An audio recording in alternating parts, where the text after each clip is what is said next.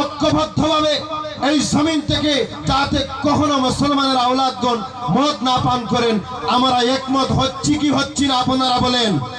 মদকে বিদায় জানাতে হবে কি হবে না? আজকে সবাই হাত তুলে বলবেন যে কোন মুসলমান কখনো মদ পান করবে না। আল্লাহু আকবার, নারে তাকবীর, নারে তাকবীর। আল্লাহ পাক রব্বুল আলামিন আমাদেরকে মদ বর্জন করার তৌফিক দান করেন এবং ডিজে, গান, কনসার্ট, মদ, সুদ, জিনা প্রত্যেকটা ব্যভিচার থেকে আমাদেরকে বেরিয়ে আসতে হবে।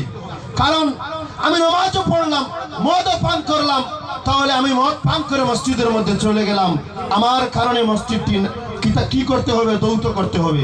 তেমন তো মুসলমান হতে পারে না যে মদ পান করে মসজিদের মধ্যে যাবে, যে সুদ এবং ঘুষের সঙ্গে জড়িত থাকবে।